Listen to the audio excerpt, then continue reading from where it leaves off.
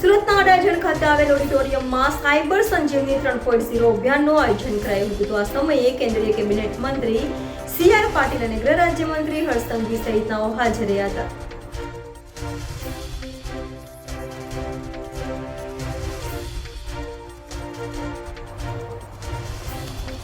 Surat police અને cyber crime cell દ્વારા અડાજણ ખાતે આવેલ સંજીવ કુમાર ઓડિટોરિયમ હોલ ખાતે સાયબર સંજીવની 3.0 અભિયાનનું આયોજન કરાયું હતું, જેમાં કેન્દ્રીય કેબિનેટ જળશક્તિ મંત્રી CR પાટીલ અને ગુજરાત રાજ્યના ગૃહ રાજ્યમંત્રી હર્ષ સંઘવી સહિતના અધિકારીઓ ઉપસ્થિત રહ્યા હતા.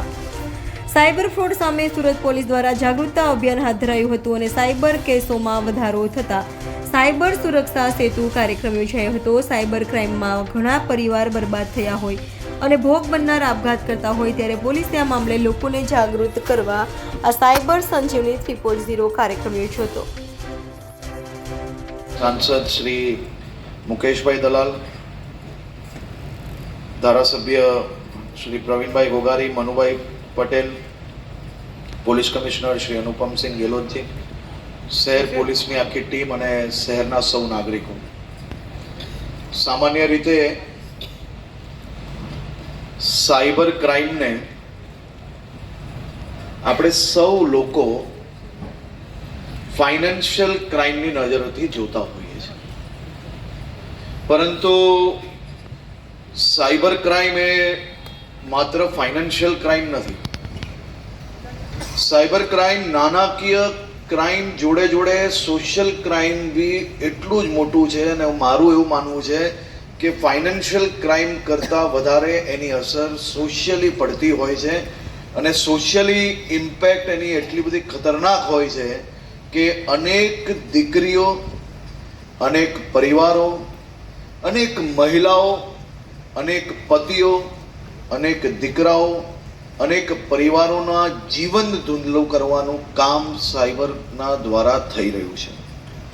સાયબર ક્રાઇમની અંદર ખાસ કરીને મારે 2-3 મુદ્દાઓ આપ સૌની સમક્ષ મૂકવા છે. સોશિયલ મીડિયાના માધ્યમથી બી અનેક ક્રાઇમો થતા હોય છે. ફાઇનાન્શિયલ ક્રાઇમો બી એટલા જ મહત્વના છે.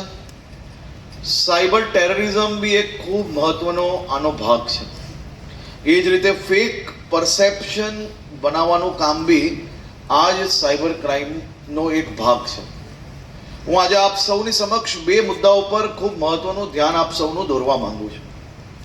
ફાઇનાન્શિયલ ક્રાઇમના આપણે અનેક દ્રશ્ય જોયા બી છે, અનેક લોકોએ, અનેક નજીકના લોકોને એના ભોગ બનતા બી જોયા હશે. સોશિયલ ક્રાઇમ, સોશિયલ ઇમ્પેક્ટ બી આની કેટલી નેગેટિવ છે એ બી આપણે સૌ લોકોએ જોયું છે. સાયબર ટેરરિઝમ બી એક ખૂબ મોટો ભાગ છે જેની ઉપર બી આપણે સૌ લોકોની નજર હોવી ખૂબ જરૂરી છે. નાની ઘટના બને અને નાની ઘટનાને કઈ રીતે કટ્ટરતા તરફ લઈ જવાય તે બી સાયબરનો એક ખૂબ મોટો ભાગ છે.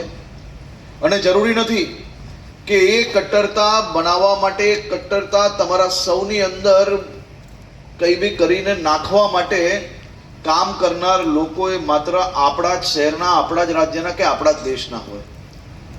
આ કટ્ટરતા તમારી અંદર લાવવા માટે માત્ર દેશની જે કોઈ લોકો છે એટલા જ નહીં, પરંતુ વિદેશી તાકાત બી એની ઉપર ખૂબ મોટું કામગીરી કરતી હોય છે, જેનો આપણે સૌ લોકોને અંદાજો હોવો ખૂબ જરૂરી છે. અને મારું એવું માનવું છે કે દરેક પોલીસ સ્ટેશનમાં આ બજેટની અંદર જે આપણે એક્સપર્ટ્સ આપવાના છે એ લોકોને પોતપોતાના પોલીસ સ્ટેશનોની અંદર આ પ્રકારના કટ્ટરતા વાળી પોસ્ટો પર કઈ રીતે કામ કરી શકાય અને એ પોસ્ટોના માધ્યમથી બીજા લોકો એ દિશામાં, ખોટી દિશામાં ના વેરવાય તેની જવાબદારી બી લોકલ પોલીસ સ્ટેશન્સની છે. અને જાગૃત નાગરિકોએ બી આ દિશામાં ખૂબ જ ગંભીરતાપૂર્વક કામ કરવું.